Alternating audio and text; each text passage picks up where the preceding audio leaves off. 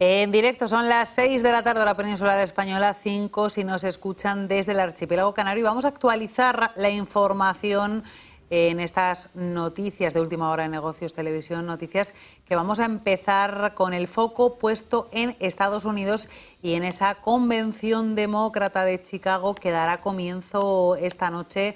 Cuando sean las 10 de la noche, hora peninsular española, aproximadamente será cuando empiecen a llegar los primeros líderes, con Kamala Harris, que buscará en esa convención demócrata el impulso definitivo para la batalla contra Donald Trump. El cónclave televisado de 4 días se inaugura en Chicago y se inaugurará con un partido demócrata cada vez más impulsado, con una candidatura de Kamala Harris que actualmente se encuentra cada vez más apoyada por las encuestas, homenajeando al legado de Joe Biden antes de centrar los focos en la vicepresidenta y candidata a la reelección Kamala Harris. Y es que Joe Biden será el primero en hablar. Ella se podría convertir en la primera mujer al frente de la Casa Blanca y llega con viento a favor a la cita que oficializará su nominación como aspirante a suceder a Joe Biden después de 3 semanas de campaña en las que Kamala Harris ha conseguido subir la moral de los votantes del Partido Demócrata y, como decimos, con las encuestas apoyándole, aunque con Donald Trump pisándole los tobillos. El cónclave demócrata es el evento, recuerden, en el que los delegados del partido votan y ratifican la elección de sus candidatos a presidente y vicepresidente para las elecciones. En esta ocasión, sin embargo, es algo diferente porque tanto Kamala Harris como Tim Walz, el candidato a vicepresidente, llegan a la Convención Nacional Demócrata como aspirantes oficiales a presidente y vicepresidente, puesto que la formación decidió realizar esta votación de forma anticipada en formato online el pasado día 2 de agosto.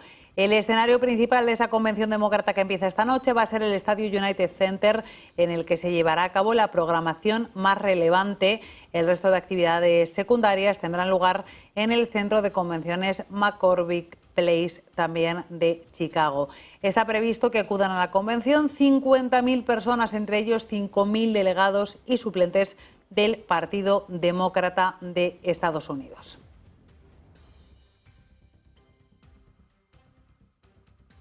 Y el presidente de Estados Unidos, Joe Biden, será el protagonista en la inauguración de esta convención demócrata, el principal orador en la apertura de la convención. También participarán otros miembros importantes del Partido Demócrata, como el expresidente Barack Obama, también Bill Clinton, la exsecretaria de Estado Hillary Clinton, el líder de la mayoría del Senado, Chuck Schumer, y el líder demócrata de la Cámara de Representantes, Hakeem Jeffries. Serán algunas de las figuras del partido que irán dando su discurso a lo largo de los próximos días. Y más allá del discurso que hoy pronuncie Biden, y en el que van a estar puestas todas las miradas de la comunidad internacional, el jueves será el día central de la Convención Nacional Demócrata, con el discurso de aceptación oficial de la nominación por parte de Kamala Harris. Con este discurso tomará oficialmente la candidatura para las elecciones. Esto será el jueves, un día después de que Tom Walz pronuncie también su discurso de aceptación a la nominación, en este caso a la vicepresidencia de Estados Unidos.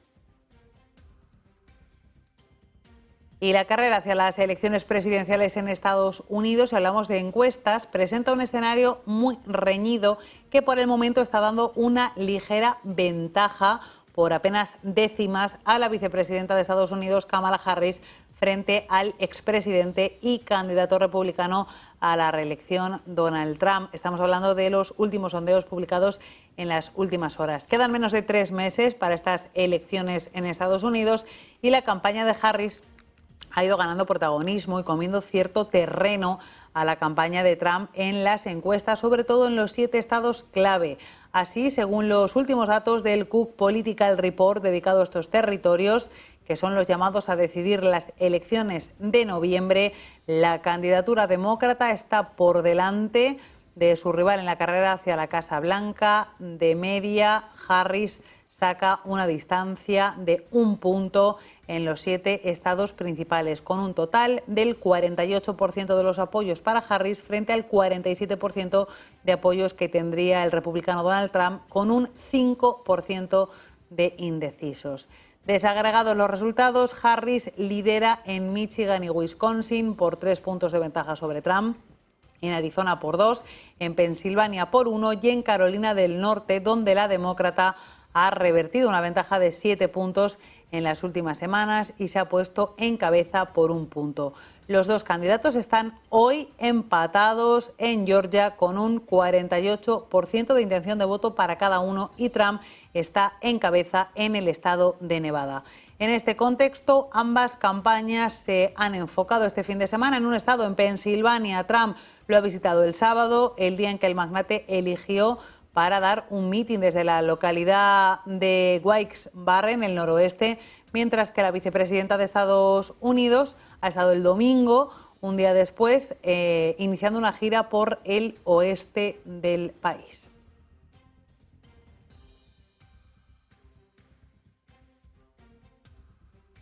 Y más allá de lo estrictamente político, la causa palestina, uno de los principales asuntos de conflicto geopolítico, estará presente en esa convención demócrata de Estados Unidos porque hay convocadas manifestaciones de protesta. A pesar del ánimo en torno a la candidatura de Harris, la convención demócrata no se va a escapar de la polémica porque miles de activistas y fuerzas progresistas que no simpatizan de forma totalmente directa con el Partido Demócrata han sido convocadas a participar en varias manifestaciones y actos de protesta en contra del apoyo estadounidense a Israel.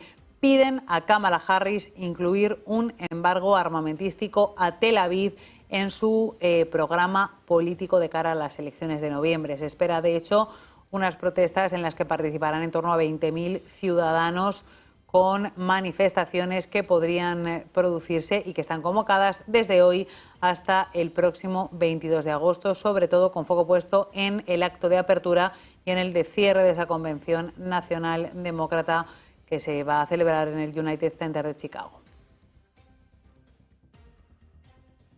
Y nos vamos a otra información porque el secretario de Estado de Estados Unidos, Anthony Blinken, se encuentra de visita oficial en Israel. Está en Tel Aviv en busca de un nuevo alto el fuego en Gaza. Es la 9ª vez que Blinken acude a territorio israelí desde que se iniciara la ofensiva entre Israel y Hamás. Esta tarde Blinken se ha reunido con el ministro de Defensa de Israel, con Yoav Gallant, y esta mañana ha hecho lo propio, ha celebrado un encuentro, primero con el presidente israelí, con Isaac Herzog, y después ha mantenido un encuentro de más de 3 horas con el primer ministro de Israel, Benjamín Netanyahu, que le ha vuelto a mostrar su agradecimiento por el compromiso de Estados Unidos con la política israelí. En un momento que es decisivo, ha dicho Blinken, ha asegurado que es probablemente la mejor y la última oportunidad para llevar a los rehenes israelíes que todavía permanecen secuestrados por Hamás a casa. Pide Blinken que se estudie esta propuesta para lograr un alto el fuego y poner a todos en un camino hacia una paz y una seguridad duraderas. Son palabras textuales pronunciadas en su discurso por el secretario de Estado de Estados Unidos. 9ª vez, como decimos, que visita Israel desde el inicio de la guerra tras el ataque de Hamás el pasado 7 de octubre.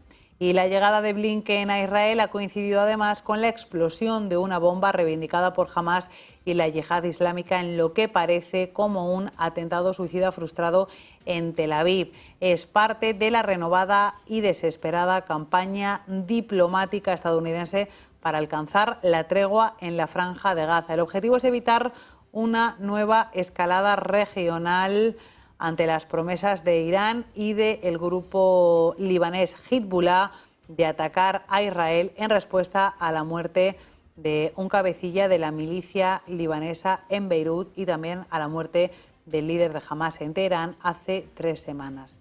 Después de la cumbre de Doha del pasado viernes y antes de la prevista esta semana en El Cairo, donde Blinken se desplazará mañana, Estados Unidos pues espera un mayor avance en la negociación indirecta entre Israel y Hamás. Ha pedido a las partes que lleguen al sí y que no busquen excusas para decir no. lo ha dicho Blinken de forma clara, expresando su frustración por una guerra que hoy ha llegado a los 318 días, excepto la semana de finales de noviembre, en la que se consiguió un alto el fuego que permitió la liberación de más de 100 de los 251 secuestrados. El optimismo estadounidense tras la cita de Doha, hay que decir que se ha ido desvaneciendo ante filtraciones y comunicados en ambas partes que ofrecen cierta confusión. Y de las negociaciones sobre la guerra en Gaza nos vamos a otro conflicto, el de Ucrania, porque la guerra se recrudece cuando están a punto de cumplirse 2 años y medio de la invasión que el presidente de Rusia, Vladimir Putin, desencadenó sobre el país vecino.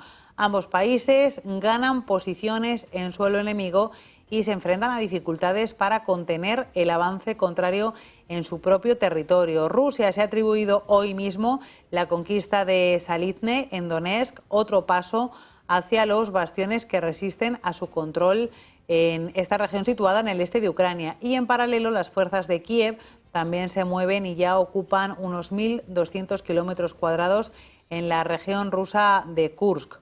Los puentes se han convertido en el objetivo de los bombardeos del ejército ucraniano. Hoy se ha sabido que se ha dañado un tercer puente sobre el río Seim en un intento de romper la cadena de suministro de las tropas que Rusia están enviando a la zona. La actividad en ambos frentes no abre perspectivas a unas conversaciones de paz para esta guerra en Ucrania. Rusia, que inició la guerra, esgrime la incursión de Ucrania en Kursk, afirmando que en este momento no contempla sentarse a hablar. Y mientras países de la comunidad internacional como el Reino Unido mantienen su apoyo, dicen, inquebrantable a Ucrania. Los países del entorno europeo continúan mostrando su apoyo a Kiev en la guerra con Rusia. Gran Bretaña, dice Keir Starmer, el primer ministro del país, sigue mostrando apoyo de carácter inquebrantable. Palabras del primer ministro del Reino Unido, de Keir Starmer, que ha pronunciado hoy en respuesta a los comentarios del presidente ucraniano Zelensky, que apuntaba a que el apoyo de Londres se estaría debilitando. Lo dijo Zelensky el fin de semana. Dijo que aunque el liderazgo británico había salvado miles de vidas desde el inicio de la guerra con Rusia, el apoyo se había desacelerado en los últimos tiempos. El primer ministro sigue, dicen desde el gabinete de Keir Starmer, absolutamente decidido en su apoyo a Ucrania. Dice que el apoyo del Reino Unido no tiene ningún tipo de dudas, es inquebrantable. El portavoz ha añadido que no ha habido ningún cambio en la posición del Gobierno sobre el uso de misiles de largo alcance Storm Shadow suministrados por los británicos a Ucrania. Seguimos hablando de apoyo porque Alemania ha anunciado hoy que proporcionará a Kiev un nuevo paquete de ayuda militar, un paquete que incluye defensa, equipo militar moderno, municiones, equipo de ingeniería y suministros médicos.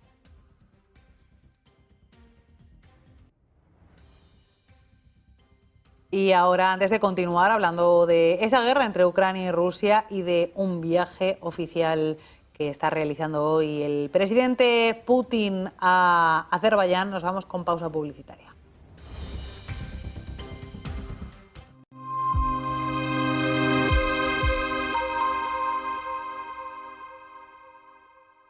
Instituto Beatriz Galindo La Latina.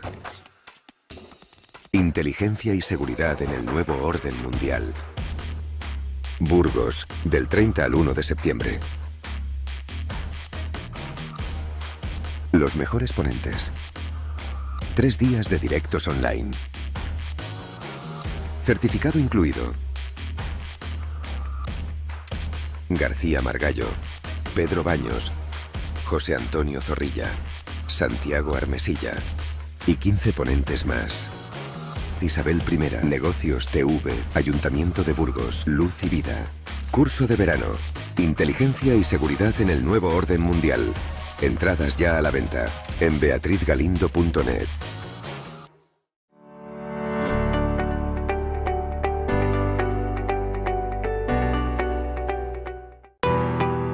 ¿Qué es Bitcoin? Hoy vamos a explicarles qué es exactamente Bitcoin, explicándoles los conceptos básicos para que entiendan esta criptomoneda de la que todo el mundo lleva años hablando. Esta explicación les servirá para saber también qué son exactamente las criptomonedas y cómo funcionan, para que puedan tener una noción un poco menos técnica de cómo funciona todo esto y a lo que nos referimos con cada término. Bitcoin es una criptomoneda o moneda virtual, concretamente la primera que fue desarrollada. Es la criptomoneda que le ha marcado el camino a todas las demás que llegaron después utilizando su tecnología. Esta tecnología es la cadena de bloques o tecnología blockchain, que también se utiliza para otras cosas. La primera de las criptomonedas Pensamos que el ciclo económico sigue siendo robusto y por lo tanto es un buen momento para tomar riesgo en renta variable. Bajo esta coyuntura, estos son los 3 factores a monitorizar en el tercer trimestre del 2024. En primer lugar, tanto los fundamentales como los análisis técnicos apoyan a los activos de riesgo. Las economías muestran resiliencia y la inflación es persistente, pero también gestionable. En segundo lugar, China se encuentra en un periodo de estabilización controlada. Existen señales claras de recuperación, pero es muy importante que los responsables políticos continúen apoyándola. Y por último, en tercer lugar, dada la dispersión en los mercados, este es un buen momento para las operaciones tácticas. Las empresas estadounidenses de mediana capitalización y los bonos convertibles son una buena opción en este sentido. Y desde una perspectiva sectorial, nos gustan la tecnología y las finanzas.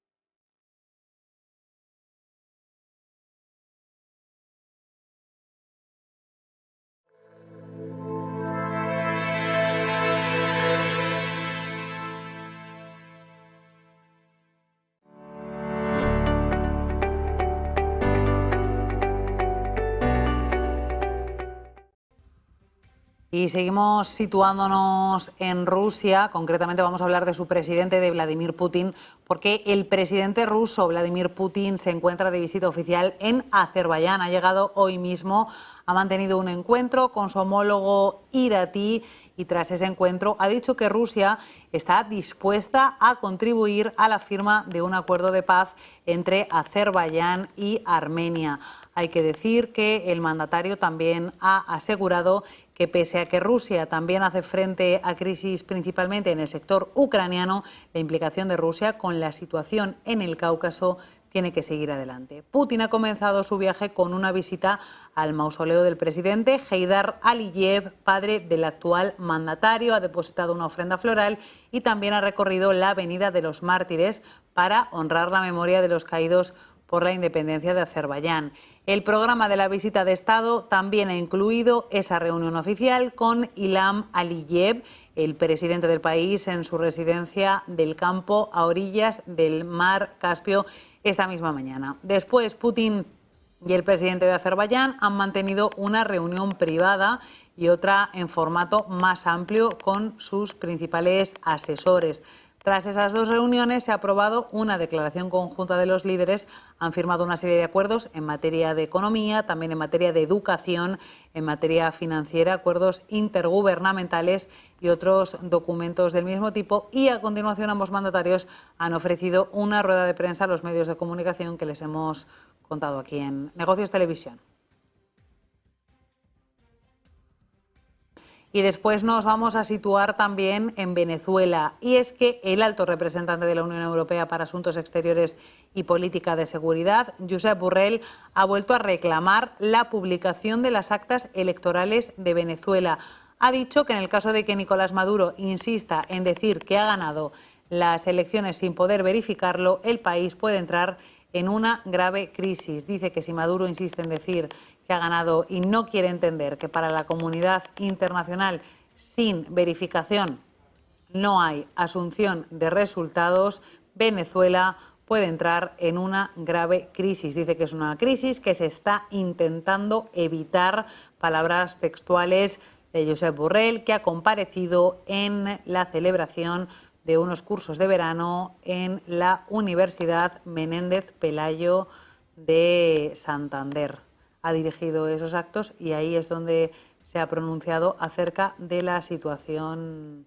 El jefe de la diplomacia europea dice que ve claro que Maduro se niega a enseñar esas actas porque ya lo habría podido hacer, porque tiempo ha tenido, palabras textuales de Borrell, que dicen que si no hay verificación de esos resultados, los resultados no pueden ser aceptados por la comunidad internacional. Borrell ha tildado de colmo del sarcasmo que Maduro haya apelado al Tribunal Supremo de Venezuela para que le defienda. Dice que no se va a emitir como sentencia porque su función no es la de contar los resultados electorales. También ha llamado a esperar a ver qué sucede en los próximos días, aunque ha añadido que hay más de 2.000 personas detenidas y la represión se acentúa. Asegura, confía en que la comunidad internacional mantenga su exigencia de verificación de los resultados.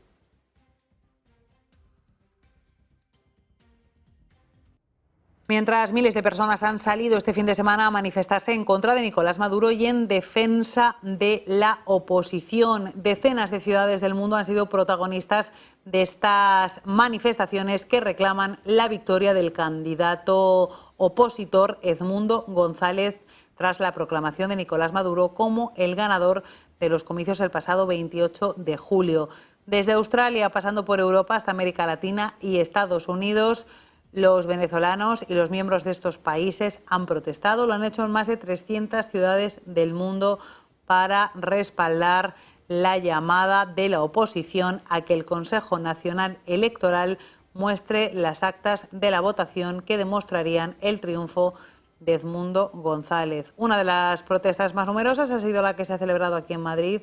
En las calles de la capital, 15.000 personas se han manifestado en un acto que ha contado con la asistencia del opositor venezolano y exalcalde de Caracas, Antonio Ledezma, quien ha dicho que con el paso de los días aumenta el apoyo internacional y se reconoce la batalla de los venezolanos en contra del gobierno de Nicolás Maduro. Ledezma ha participado en la capital junto a miles de personas en una protesta que se ha extendido, como decimos, no solamente por Madrid, sino por una treintena de ciudades españolas en una demostración de lucha contra el Ejecutivo de Maduro y en defensa de la oposición que lidera Edmundo González.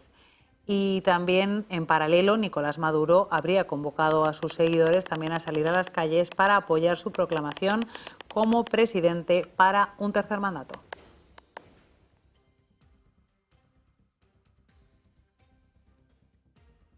Y nos vamos ahora con la información de mercados. Bolsas europeas han despedido la sesión de este lunes con avances significativos en la primera sesión de una semana en la que la atención de los inversores se va a centrar sobre todo en la reunión informal de banqueros centrales que va a tener lugar en Jackson Hole y que dará comienzo el próximo jueves. El viernes será el turno de las palabras de Jerome Powell. El IBEX 35 ha despedido la sesión de hoy y lo ha hecho con importantes avances.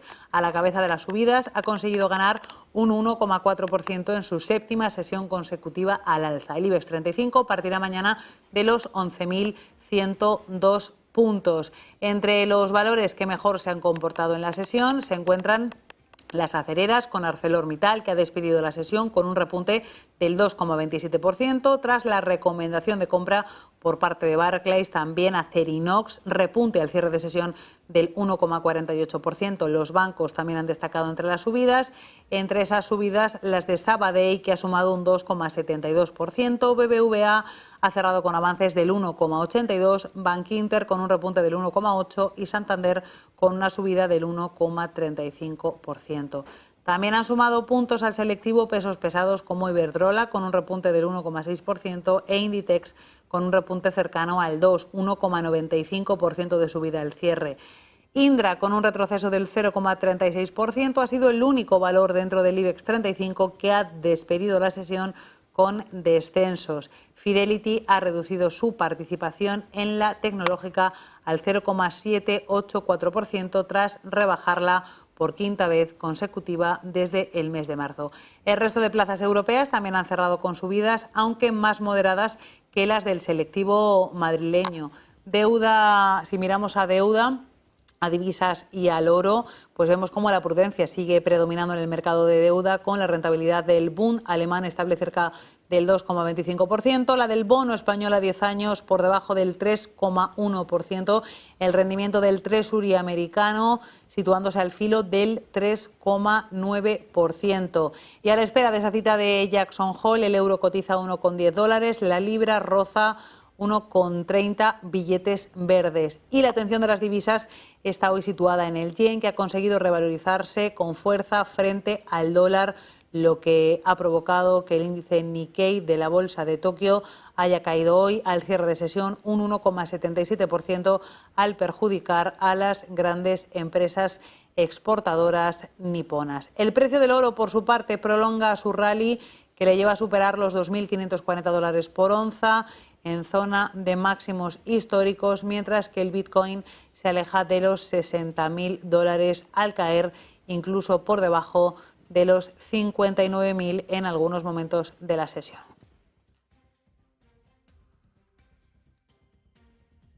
Y las bolsas, como estamos viendo, arrancan la segunda mitad de agosto con resaca alcista. Se mantiene ese movimiento de la semana pasada. Vamos a comprobar cómo están comportándose los índices de Wall Street en la sesión de hoy. A media sesión, los índices de la Bolsa de Nueva York se están comportando con sentimiento muy optimista, con tono positivo y con subidas, con los inversores pendientes de esa cita anual de los bancos centrales. Jackson Hole va a empezar el día 22 de agosto, terminará el día 24.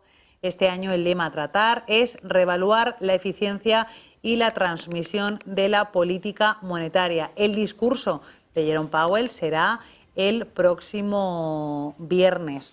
Un año más, sus palabras, las palabras del banquero central estadounidense, pues van a ser escrutadas al milímetro en esta reunión. No se espera que Powell confirme el inicio de las bajadas de tipos prevista para el mes de septiembre, porque de hecho este inicio de las bajadas de tipos es algo descontado. Mucho más relevante resultará pues ver si hay algún tipo de pista con la que podamos ver la hoja de ruta futura de Jerome Powell sobre cuándo se producirán el resto de bajadas de tipos. Está por verse si se confirma el inicio de la maratón de recorte de tipos que muchos analistas prevén y que podría restar 200 puntos básicos al precio del dinero en tan solo un año. En cualquier caso, dicen los analistas que no es una opción descabellada, considerando que el IPC, aunque es alto, ya se modera, y esto permite a la Fed atender a su segunda obligación, estimular el crecimiento y el mercado de trabajo. De hecho, esta semana va a estar marcada también por otras claves macro, como el IPC definitivo de julio de la eurozona, que conoceremos mañana, las actas de la Fed, que se publicarán el miércoles, o los PMI manufactureros y de servicios de agosto, que se anunciarán el jueves. Y recordamos que los analistas de Goldman Sachs terminaban la semana pasada reduciendo la probabilidad de una recesión en Estados Unidos el próximo año al 20% desde el 25% anterior, citando los datos de ventas minoristas y solicitudes de subsidios por desempleo. Y vamos a intentar ver cómo están comportándose en tiempo real los principales índices de Wall Street a media sesión, en una jornada, la de hoy, en la que ha predominado sobre todo el color verde en las bolsas europeas. En tiempo real, si miramos a los principales índices de la bolsa de Nueva York, vemos que se mueven con subidas en el entorno del medio punto porcentual. Lidera esas ganancias Dow Jones de Industriales con un avance del 0,48%, marcando 40.854 puntos, subidas para el Standard & Poor's 500 del 0,46% y 5.579 puntos, y avances en este caso para el Nasdaq del 0,42, 0,43 en tiempo real, 17.706 puntos. Si miramos al índice de compañías de pequeña y mediana capitalización Russell 2000, avanza en tiempo real un 0,64 y marca 2.155 puntos. Y los grupos ACS y Acción han sido adjudicatarios de un contrato para financiar, construir y y después operar durante 50 años el proyecto titulado SR400 Express Lane, de más de 25 carriles de acceso controlado en Atlanta, en Georgia. El proyecto tiene un valor de construcción de más de 4.600 millones de dólares, 4.200 millones si lo miramos en euros, y el grupo ACS, Acciona y Meridiam han sido seleccionadas por el Departamento de Transportes de Georgia para llevar a cabo este proyecto titulado SR400 Express Lanes. El proyecto incluye un contrato de largo plazo con el GDOT y la Autoridad Estatal de Peajes de Georgia, la Georgia State Road Tollway Authority, con una inversión aproximada en euros de 9.800 millones. Incluye en este caso la construcción y también el pago de concesión ofertada a GDOT. El proyecto SR400 tiene un periodo de construcción aproximado de 5 años y medio, con un plazo de operación y mantenimiento de 50 años adicionales.